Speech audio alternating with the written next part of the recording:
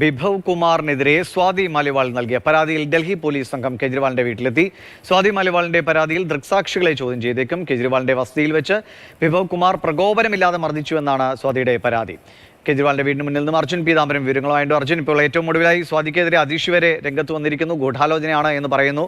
എന്താണിപ്പോൾ police നടപടികൾ, ആപ്പിന്റെ പ്രതികരണം?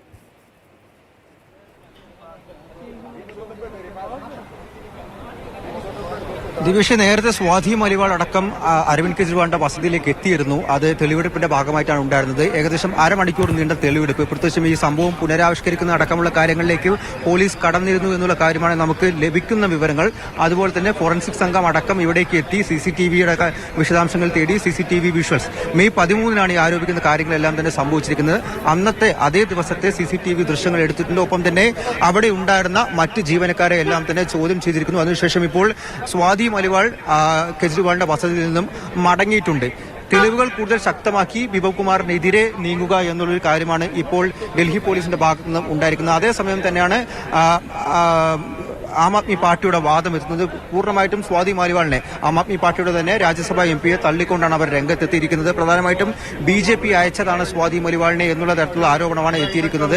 അവരുടെ ഉദ്ദേശം അരവിന്ദ് കെജ്രിവാൾ ആയിരുന്നു. പക്ഷേ അരവിന്ദ് കെജ്രിവാൾ അന്ന് വീട്ടിലുണ്ടായിരുന്നില്ല. അതുകൊണ്ടാണ് ഈ ആരോപണങ്ങൾ അല്ലെങ്കിൽ പ്രതിസ്ഥാനത്തേക്ക് ബിഭവ് കുമാർ എത്തിയത് എന്നുള്ള കാര്യമാണ് ഇപ്പോൾ വന്നിരിക്കുന്നത്. വളരെ ഗുരുതരമായിട്ടുള്ള ആരോപണങ്ങൾ തന്നെയാണ് ബിഭവ് കുമാറിനെതിരെയുള്ളത്. ക്രൂരമായി സ്വാതി മാലിവാൾ മർദ്ദിക്കപ്പെട്ടു എന്നുള്ള കാര്യം പറയുന്നു. മുഖത്ത് 7 തവണ അടിച്ചിരിക്കുന്നു. അതുപോലെ തന്നെ നെഞ്ചിലും ഇടുപ്പിലും അടിവയറ്റിലും അടക്കം സ്വാതി മാലിവാളിനെ ചവിട്ടി എന്നുള്ള കാര്യങ്ങൾ അടക്കമാണ് അവർ രേഖപ്പെടുത്തിയിട്ടുള്ള മൊഴിയിലുള്ളത്. അതിന്റെ അടിസ്ഥാനത്തിൽ തന്നെയാണ് ഇപ്പോൾ FIR ഇട്ടിരിക്കുന്നത്. ഈ അരവിന്ദ് കെജ്രിവാളിന്റെ വസതിക്ക് മുന്നിൽ ഇവിടെ ഇരുന്നായിരുന്നു അവർ കുറെ നേരം കരഞ്ഞത് എന്നുള്ള കാര്യം പറഞ്ഞു. അതിനുശേഷം സിവിൽ ലൈൻസിൽ തന്നെയുള്ള പോലീസ് സ്റ്റേഷനിൽ പോയി അവിടെ ഈ നടന്ന സംഭവങ്ങളെല്ലാം തന്നെ പറയുന്നു. പക്ഷേ ഈ കൃത്യത്തെ ഒരു പൊളിറ്റിക്കൽ നറേറ്റീവ് കൊടുക്കണ്ട എന്നുള്ളത് കൊണ്ട് തന്നെ അന്ന് രേഖാമൂലം പരാതി നൽകിയില്ല. പക്ഷേ പിന്നീട് പോലീസ് അവരുടെ വസതിയിലെത്തി മൊഴി രേഖപ്പെടുത്തുകയായിരുന്നു. അതിന്റെ അടിസ്ഥാനത്തിൽ FIR രജിസ്റ്റർ ചെയ്തു.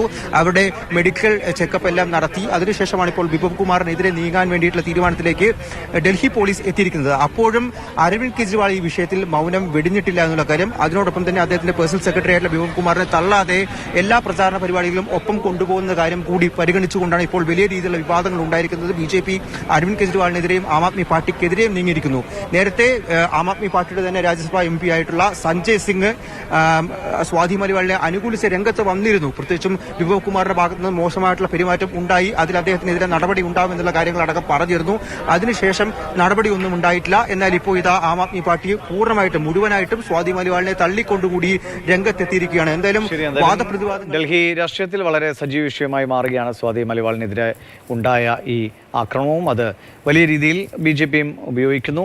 ആം ആദ്മി പാർട്ടി എങ്ങനെ ഇതിനെ പ്രതിരോധിക്കുന്നു എന്നതാണ് മറ്റൊരു ചർച്ചാ വിഷയം. ശരി, അർജുൻ പീതാംബരനാണ് വിവരങ്ങൾ നൽകിയത്.